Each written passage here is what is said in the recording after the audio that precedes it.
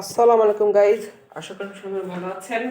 আজকে নতুন একটা ভিডিওতে আপনাদের সবাইকে স্বাগতম। আজকে আমরা করব তাপমাত্রা, টেম্পারেচার। আমি এখানে আপনাদের লিখে রাখি টেম্পারেচার। টেম্পারেচার কিন্তু আজকে আমরা করব। তো চলুন আমরা শুরু করে দিই টেম্পারেচারের এই অঙ্কটা। আজকে আমাদের একটা অঙ্ক করে আমরা টেম্পারেচার বুঝবো।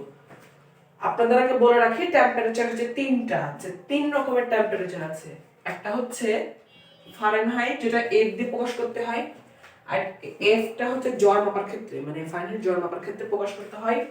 সেলসিয়াস হচ্ছে দৈনিক যে তাপমাত্রা, দিন বা রাতে যে তাপমাত্রা, সেটা প্রকাশ করতে সেলসিয়াস ব্যবহার করা হয়। আর তাপমাত্রার আন্তর্জাতিক একক হলো কেলভিন, যেটা কে দিয়ে প্রকাশ করতে হয়। এই কেলভিনকে মূলত তৈরি করা হয়েছে যে পরম শূন্য তাপমাত্রা 0 ডিগ্রি ধরে। তো পরম শূন্য তাপমাত্রা আপনারা জানেন, যারা পড়েছেন, সেই তাপমাত্রাতে যেখানে কাছাকাছি যাওয়া যায় কিন্তু পৌঁছানো যায় না, তাপমাত্রা একদম ওই নির্দিষ্ট এসে পৌঁছানো যায় না, ওইটাকে, ওই পরম শূন্য তাপমাত্রাকে প্রকাশ করানোর জন্য কিন্তু কেলভিন স্কেলটা ব্যবহার করা হয়। আজকে একটা অঙ্ক আমাদের সামনে রয়েছে, এই অঙ্কটা আমরা আজকে করার চেষ্টা করব। মানে এটা করলে কিন্তু তাপমাত্রার সূত্র জানা হয়ে যাবে। লেখা আছে সুস্থ মানুষের দেহের তাপমাত্রা 98.4 ডিগ্রি ফারেনহাইট। হ্যাঁ, এটা কিন্তু একদম চিরন্তন সত্য। মানে এটা একটা আছে, এটা বৈজ্ঞানিক সত্য দ্বারা প্রমাণিত যে সুস্থ মানুষের দেহের তাপমাত্রা, আমি আপনার সুস্থ মানুষ যখন সুস্থ থাকবো তখন সেই আমাদের দেহের তাপমাত্রা থাকবে 98.4 ডিগ্রি সেলসিয়াস, না ফারেনহাইট। এজন্য ফারেনহাইট যে থার্মোমিটার, সেই থার্মোমিটারকে তো 98 ডিগ্রি সেলসিয়াস, 98 ডিগ্রি ফারেনহাইট থেকে শুরু করতে হয়। এবার বলছে সুস্থ মানুষের দেহের তাপমাত্রা এত ডিগ্রি ফারেনহাইট হলে সেলসিয়াসে কত। এইবার দেখুন সেলসিয়াসে কত মনে রাখবেন। আচ্ছা, আমি আমাদের এটা মুছে ফেলি, আমাদের এটা মুছে ফেলি। আমরা যেহেতু অঙ্ক জেনে গেছি, এখন দেখুন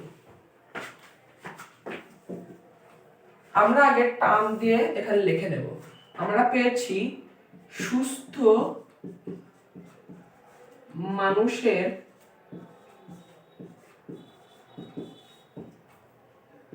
দেহের তাপমাত্রা, এমনি তাপমাত্রা দিলে হবে না, দেহের তাপমাত্রা দিতে হবে। দেহের তাপমাত্রা হচ্ছে আমরা পেয়েছি F সমান 98.4 ডিগ্রি। তাহলে সেলসিয়াস সমান কত, টিক চিহ্ন দিবেন। এবার আমাদের লিখতে হবে শর্ত মতে, শর্ত মতে কমা দিয়ে এইবার আমাদের যে সূত্রটা লিখতে হবে, সেই সূত্রটা দেখুন। সূত্রটা হলো C/5 সমান F minus 32/9। এই সূত্রটা অবলম্বন করে কিন্তু আমাদের অঙ্কটা করতে হবে।